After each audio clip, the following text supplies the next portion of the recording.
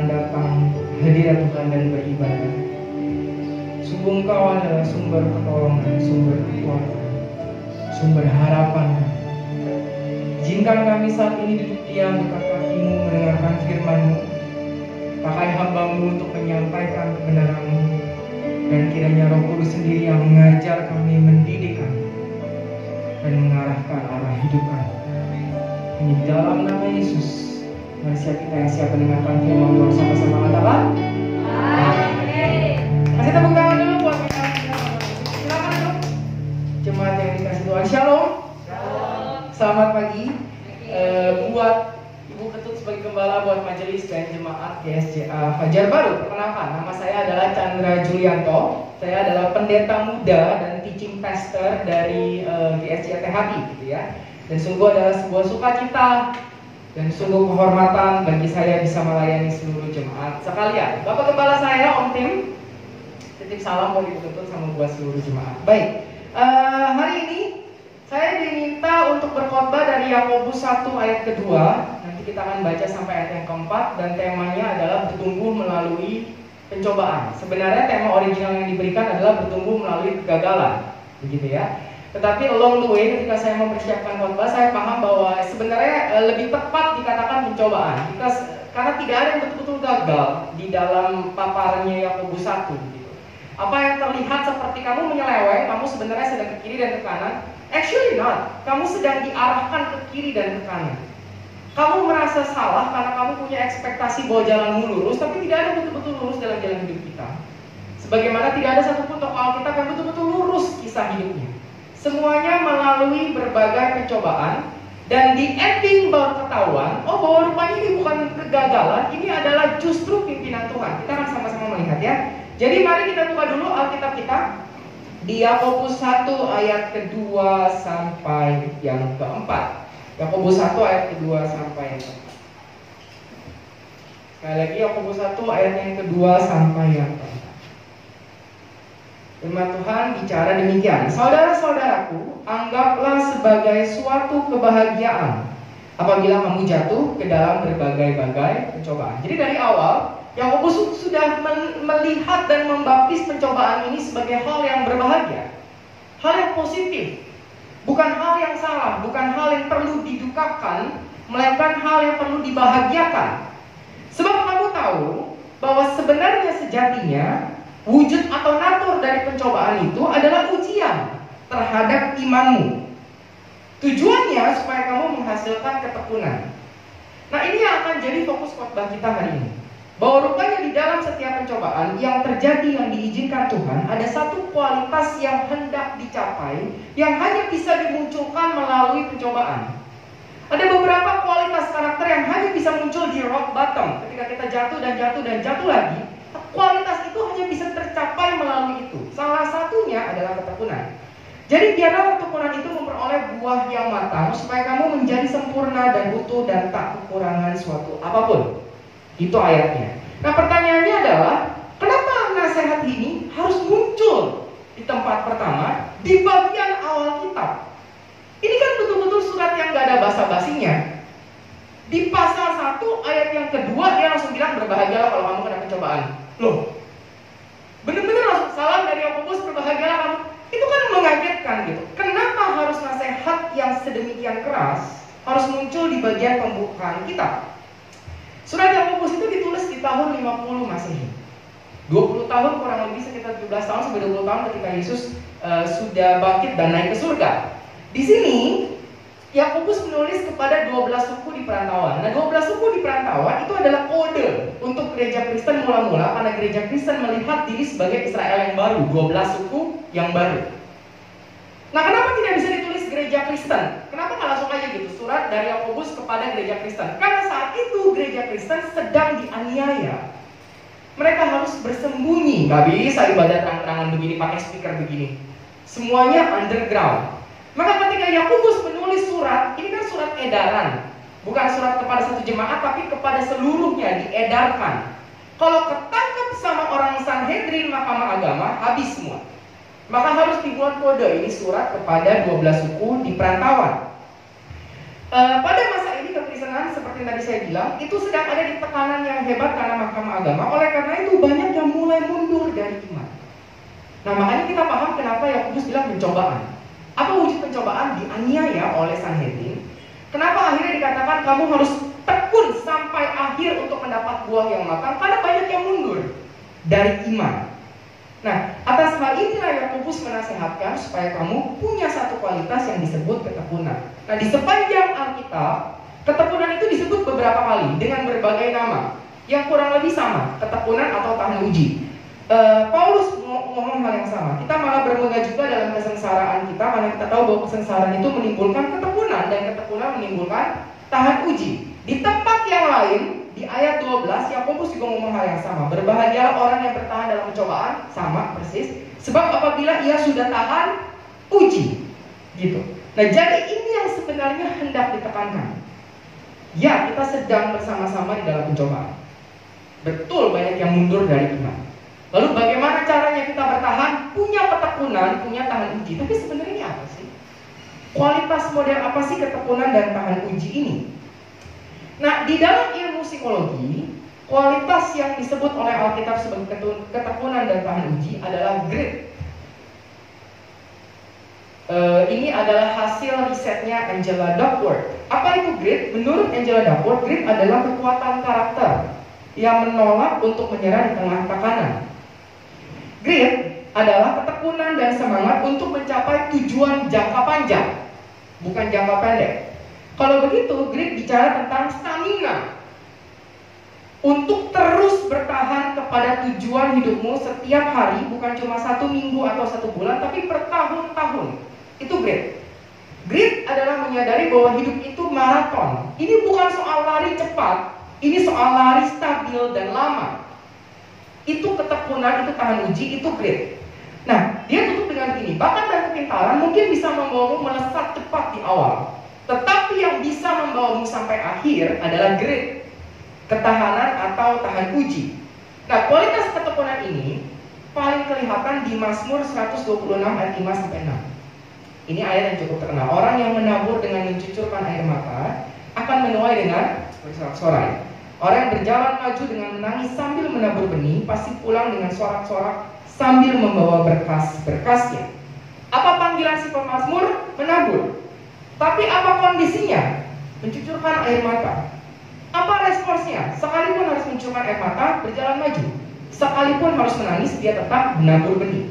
Apa hasilnya? Pulang dengan sorak-sorai sambil membawa berkas-berkasnya. Ini grit.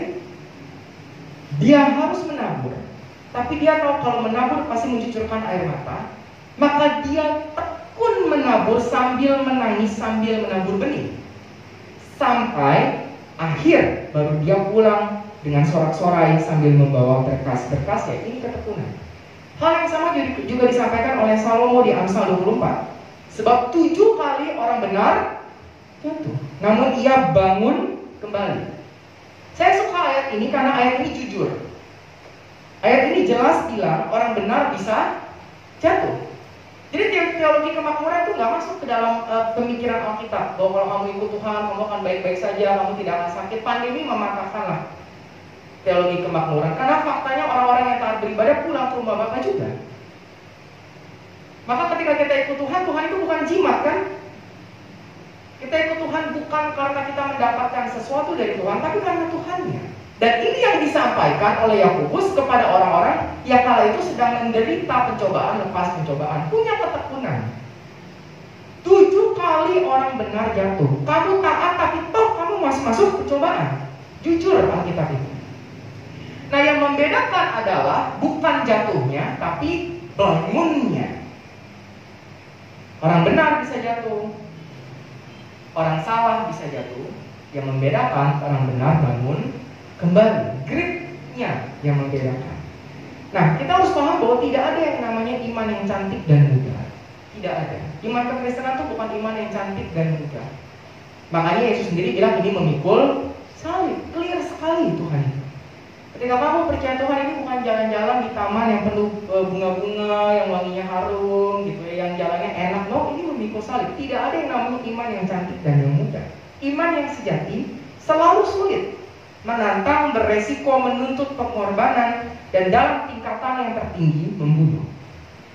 Dan kalau kita baca kisah Alkitab, kita tahu bahwa tokoh-tokoh iman endingnya mati karena iman. Jadi iman yang kita punya bukan iman yang ngomong jemaatnya supaya kamu bisa hidup enak, tidak pernah begitu. Nah, untuk bertahan sampai akhir, bahkan bertumbuh melalui pencobaan, kualitas yang harus kita miliki adalah ketekunan. Baik, tapi bagaimana caranya kita punya ketekunan? Ketika saya sebagai orang Kristen masuk ke dalam pencobaan, saya tahu saya harus punya tahan uji. Tapi di antara pencobaan dan tahan uji, iman model apa yang harus saya punya? Sehingga ketika saya masuk pencobaan, saya bukannya gagal, saya malah tekun. Iman model apa yang harus saya punya? Itu yang akan kita bahas. Untuk tahu jawaban dari pertanyaan ini, iman model apa yang akhirnya menghasilkan ketekunan, kita akan melihat dua contoh kehidupan orang-orang tokoh Alkitab yang punya ketekunan tahan uji atau grit. Yang pertama Yusuf, yang kedua Yesus. Sama-sama Y ya. Mari kita lihat Yusuf. Kita tahu lah kisah Yusuf itu cukup tragis. Kenapa? Karena Yusuf menderita karena dia melakukan hal yang benar. Cengli kalau kita menderita karena kita melakukan hal yang salah. Ya kamu sedang menuai apa yang kamu tabur. Tapi kalau kamu melakukan hal yang benar dan kamu malah menderita, kalau kamu orang benar kamu jatuh 7 kali, kalau kamu ikut Tuhan kamu malah masuk pencobaan, di mana letak keadilannya? Dan itu yang terjadi sama Yusuf. Apa alasan dia dijual sama saudara-saudaranya? Bukan karena dia jahat, tapi karena dia melakukan hal yang terlalu baik sampai saudara-saudaranya iri. Dia melakukan hal yang benar, dia malah dijual. Kenapa dia difitnah dan dipenjara? Bukan karena dia melakukan hal yang jahat, justru karena dia menolak godaan istri Potifar. Dia melakukan hal yang benar, dia malah difitnah dan dipenjara. Ini adalah situasi pencobaan yang sangat tidak adil. Nah, mudah sekali bagi Yusuf untuk akhirnya dia menyerah. Tapi toh kita tahu bahwa Yusuf tidak menyerah. Dia punya ketekunan. Kenapa dia punya ketekunan? Ini kesaksiannya Yusuf sendiri di Kejadian 45. Tetapi sekarang janganlah bersusah hati dan janganlah menyesali diri karena kamu menjual aku ke sini, sebab untuk memelihara kehidupanlah Allah menyuruh aku mendahului kamu. Karena telah 2 tahun ada kelaparan dalam negeri ini dan selama 5 tahun nanti orang tidak akan memajak atau menuai, maka Allah telah menyuruh aku mendahului kamu untuk menjamin kelanjutan keturunanmu di bumi ini dan untuk memelihara hidupmu sehingga sebagian besar daripadamu tertolong. Jadi bukanlah kamu yang menyuruh aku ke sini sekalipun kamu yang jual aku, tetapi Allah. Dialah yang telah menempatkan aku sebagai bapa bagi Firaun dan tuan atas seluruh istananya dan sebagai kuasa atas seluruh tanah Mesir. Jadi clear banget bahwa menurut kesaksian Yusuf, saya tidak menyerah, saya terus bertahan dalam pencobaan, adalah karena dia percaya Allah tidak salah pimpin. Dan ini berhubungan dengan yang pertama. Karena kalau dari perspektifnya Yusuf, ini dibuang ini seperti penyelewengan dari jalur yang seharusnya. Seharusnya gue jadi anak yang baik, gue langsung diangkat. Tapi kenapa gue dijual? Kenapa gue difitnah? Kenapa gue dipenjara? Tidakkah ini jalan yang salah? Tetapi Yusuf menyadari, no, Tuhan tidak pernah salah pimpin. Ketika Tuhan bawa saya ke kiri yang terasa seperti pencobaan, ini rupanya yang benar. Nah, dia kenal siapa Allahnya sedari muda. Kalau Tuhan memanggil saya dari muda, Tuhan tidak mungkin meninggalkan saya di akhir. Kalau Tuhan tidak meninggalkan saya di akhir, maka penjara ini, maka fitnahan ini, maka dibuang ini adalah bagian dari rencana. Dijual oleh saudara sendiri, difitnah oleh istri Potifar, dilupakan oleh juru minum. Semuanya bukan pencobaan yang tidak bertujuan, semuanya bagian dari rencana. Dan inilah alasan kenapa Yusuf mampu tekun. Iman model ini bahwa Allah tidak salah pimpin. Dan Yusuf memang benar. Memang betul ada rencana. Kita kembali ke kesaksian Yusuf yang tadi. Tetapi sekarang janganlah bersusah hati dan janganlah menyesali diri karena kamu menjual aku ke sini, sebab untuk memelihara kehidupanlah. Karena telah 2 tahun ada kelaparan, maka Allah telah menyuruh aku untuk mendahului kamu, untuk menjamin kelanjutan keturunanmu, untuk memelihara hidupmu. Jadi ada tujuan, ada rencana. Penjara itu bukannya tidak ada tujuan, difitnah itu bukannya tidak ada rencana. Jadi bukan kamu menyuruh aku ke sini, tapi Allah dialah yang telah menempatkan aku sebagai bapa bagi Firaun. Tanpa dijual oleh saudaranya, dia tidak mungkin dibeli oleh Potifar. Siapa Potifar? Kepala pengawal raja, kepala pengawalnya Firaun. Karena dibeli oleh Potifar, masuklah Yusuf ke dalam era atau arena kerajaan. Apalagi Yusuf diangkat sebagai orang nomor 2 di rumahnya Potifar. Nah, tanpa difitnah oleh istri Potifar, tidak mungkin dia dipenjara, masuk ke penjara khusus. Karena bagaimanapun dia adalah orang dalam lingkungan istana. Tanpa masuk ke penjara khusus, gak mungkin ketemu juru minum, gak mungkin ketemu juru roti. Tanpa ketemu juru minum, tidak mungkin nama Yusuf kedengaran di telinga Firaun. Nah, jadi semua ini memang bagian dari rencana ilahi. Bagaimana caranya seorang muda, orang Yahudi tinggal di Kanaan, bisa kedengaran namanya sama Firaun di Mesir? Jauh banget secara geografi, jauh banget secara kebangsaan, jauh banget secara kedudukan. Tidak mungkin ada orang yang bisa kedengaran namanya, kecuali harus melalui rencana yang sedemikian. Dan bukan cuma dan butuh 13 tahun, tapi dalam 13 tahun itu bukan hanya Yusuf kedengeran namanya oleh Firaun. Dalam 13 tahun Yusuf jadi mantu bumi Mesir. Tidak mungkin kalau bukan rencana. Bagaimana caranya kita buat skenario ada seorang Yahudi di Kanaan akhirnya jadi Perdana Menteri Mesir dalam waktu 13 tahun? Tidak mungkin. Bagaimana caranya masuk? Kalau tidak melalui semua ini, jadi ada rencana Allah. Persoalannya rencana Allah tidak mudah. Persoalannya jalan Tuhan kadang-kadang harus melalui pencobaan-pencobaan. Dan kita harus ingat bahwa Yusuf sadar sama semua rencana dan tujuan ini itu di akhir. Kejadian 42 bilang begini.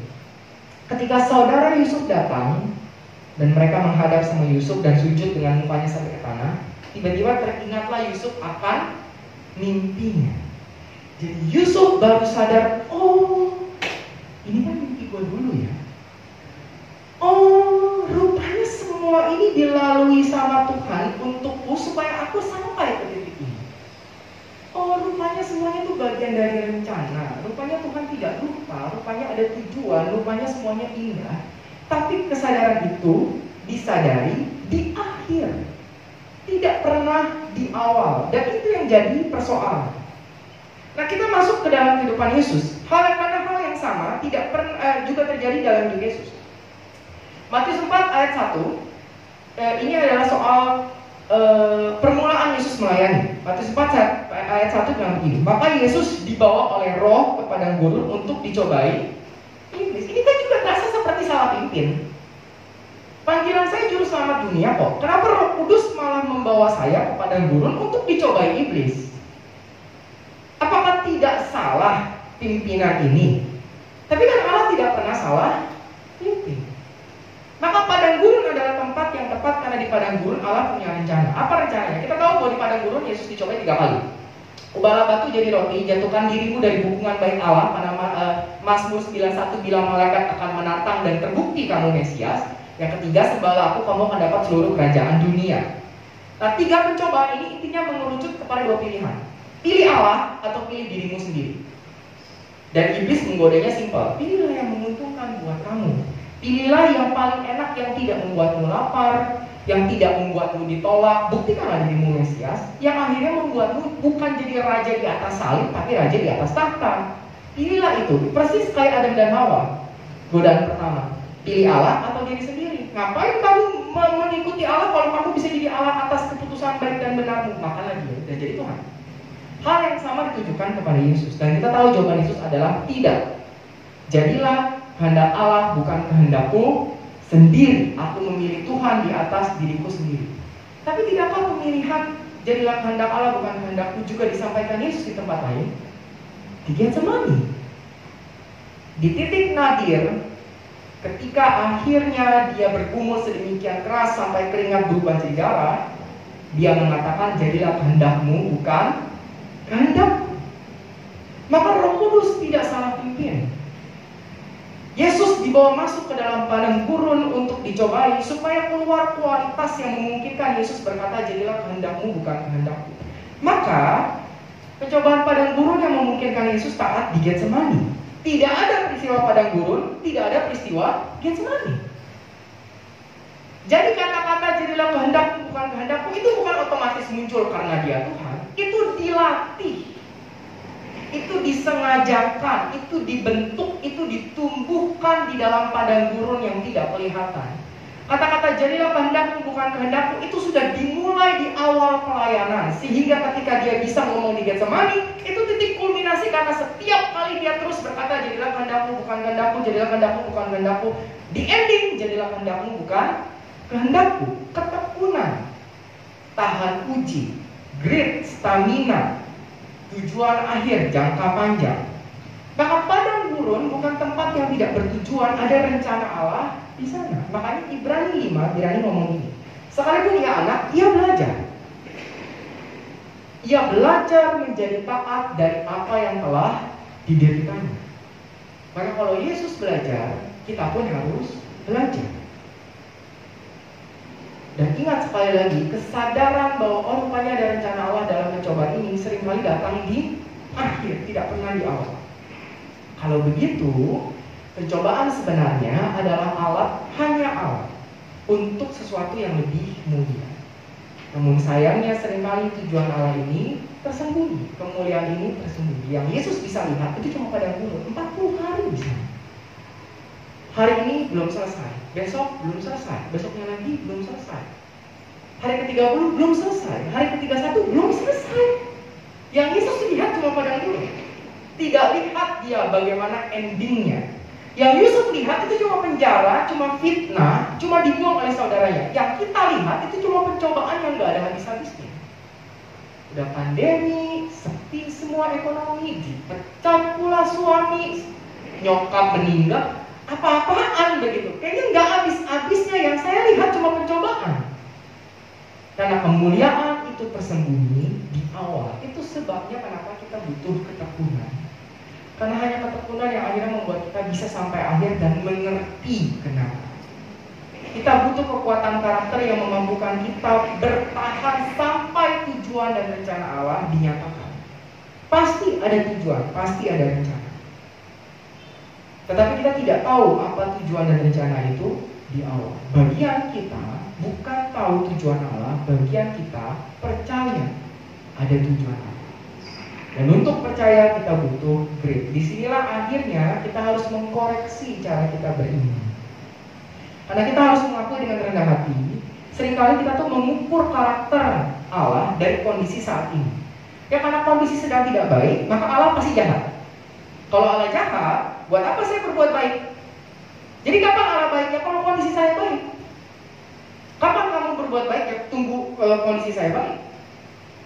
Karena kondisi ekonomi saya sedang turun, maka pasti Allah tidak memberkati. Kalau Allah tidak memberkati, lah ngapain gue ibadah? Jadi kapan dong Allah memeliharamu? Tergantung kondisi bisnis. Kapan kamu mau taat beribadah? Tergantung kondisi bisnis. Akhirnya Allah baik atau Allah setia itu tergantung kondisi. Kalau pemikiran kita model begini, maka karakter Allah itu ada menjadi nilainya tuh ada di bawah kondisi. Allah baik atau jahat tergantung kondisi saya. Nah, sejak kapan karakter kekal Allah itu akhirnya bisa dihakimi berdasarkan kondisi temporal kita. Ini bukan cara beriman yang benar, ini bahkan bukan iman sama sekali. Iman seperti ini tidak mungkin menghasilkan ketekunan. Dan inilah yang dilakukan salah satu kesalahan Ayub dan teman-temannya. Kita tahu lah Ayub dicobai, diizinkan pencobaan datang dan semuanya goncang. Ayub menghabiskan 35 pasal dari pasal 3 sampai pasal 37 kitab Ayub, 35 pasal untuk membahas siapa yang salah. Dia adu argumentasi sama teman-temannya. Sementara Ayub berargumentasi kondisi saya jahat, tapi saya tidak bersalah, maka pasti Allah yang jahat. Teman-temannya bilang begini, no, Allah tidak mungkin jahat, tetapi kondisimu salah, maka pasti kamu yang salah. Nah ini kan seperti dua argumentasi yang berbeda, tapi dasarnya sama. Dasarnya apa? Kondisi adalah penentu kebenaran. Kondisi adalah perspektif utama yang melaluinya either Allah atau kamu, itu bisa dihakimi. Kalau kamu tidak bersalah, tetapi kondisimu jahat, maka Allah yang jahat. Allah bisa dihakimi berdasarkan kondisi. Sebaliknya, kalau kondisimu salah, tapi Allah tidak mungkin salah, maka pasti kamu yang jahat. Kondisi menghakimi. Dua-duanya salah, nggak ada jawaban yang benar dalam arena pemikiran yang salah. 35 pasal dari 7 karena salah pemikiran. Dan kita tidak boleh terjebak lagi di sini. Berhenti akhirnya melihat Allah dari kacamata kondisi. Berhenti. Pencobaan yang kita alami sekarang tidak menegasi fakta bahwa Tuhan masih punya tujuan dan rencana. Pencobaan bukan kesalahan. Pencobaan adalah didikan yang harus diterima. Padang gurun bukan salah pimpin. Penjara Mesir bukan salah pimpin. Kondisimu sekarang sekalipun tidak enak bukan salah pimpin. Jadi jangan cepat-cepat menghakimi Tuhan. Jangan cepat-cepat meninggalkan Tuhan. Respon kita ketika kita tidak mengerti rencana dan tujuan Allah, itu bukan penghakiman, tapi iman. Kalau saya nggak paham kenapa Tuhan mengizinkan ini, iman yang harus muncul, bukan penghakiman. Nah, A.W. Tozer berkata, iman yang sejati bersandar kepada karakter Tuhan. Dan dia tidak meminta bukti lebih jauh, selain daripada fakta bahwa Tuhan tidak bisa berdusta. Fakta bahwa Tuhan yang mengatakannya adalah bukti yang lebih dari cukup. Dan dalam khotbah ini, pesan Tuhan clear. Di tengah pencobaan, milikilah ketekunan. Dari mana ketekunan lahir? Dari iman yang percaya Tuhan tidak pernah salah pimpin. Maka padang gurun adalah tempat yang paling tepat untuk bertumbuh. Penjara Mesir adalah tempat yang paling tepat untuk bertumbuh. Pencobaan adalah tempat yang paling tepat untuk bertumbuh. Akhirnya bertumbuh melalui pencobaan. Selama kita dalam pencobaan, inilah yang harus kita punya. Jadi kalaupun kita harus menabur sambil mencucurkan air mata, tekunlah menabur sambil menangis. Kalaupun kita harus jatuh 7 kali, tekunlah bangun lagi dan lagi dan lagi. Ingat, kesadaran bahwa oh ini semua rencana dan tujuan di ending, bukan di awal. Jangan pernah memulai dengan kasih tahu dulu dong Tuhan rencanamu apa. He never do that. Mulai dengan iman. Sembari berjalan, sembari kita paham, oke, ini rupanya maksud Tuhan. Dan Tuhan ternyata tidak pernah salah. Mari kita bersatu dalam doa. Bapak yang baik, di tengah pergumulan pencobaan, masa pandemi kesulitan, kami mau percaya bahwa Engkau tidak pernah salah pimpin. Sungguh, Tuhan. Sekalipun terasa seperti penjara Mesir, sekalipun terasa seperti padang gurun yang tidak pernah selesai, izinkan kami terus berpegang kepada iman bahwa Tuhan kami tidak pernah salah pimpin. Dan karena Tuhan kami tidak pernah salah pimpin, sekalipun kami harus mencucurkan air mata, izinkan kami tekun menabur. Sekalipun harus dengan menangis, izinkan kami terus berjalan dalam tekun sambil menabur. Tuhan yang menguatkan kami, Tuhan yang ada bersama-sama dengan kami, Tuhan yang tidak mungkin meninggalkan kami. Di dalam tujuanmu kami hidup, di dalam rencanamu